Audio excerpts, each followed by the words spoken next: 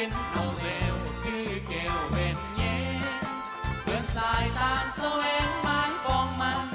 เป็นหญิงต่างก็มีความสำคัญเรียกงานน้องก็เฮาหันเหยียบเพิ่นเพื่อสายสมเป็นหญิงลาวใหม่ผู้อ่านข่าวไว้น้ำใจสู้ทนอดอ้อมน้ำเต็ม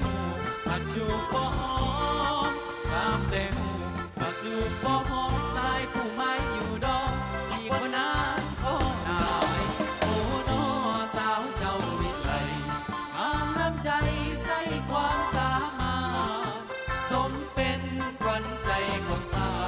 มีบทบาทต่อภาลานาอย่าได้ไล่ลืมเด้ออยากมาเคียงไกลสมานใจไว้ก่อนมิ่งสมอดน้องลาขอสิได้เด้บ่น้องหากยังบอกเพียงขอผลงานอายยันหมายไว้ก่อนก็ได้คนดีให้รอท่าอีกจักปีขอให้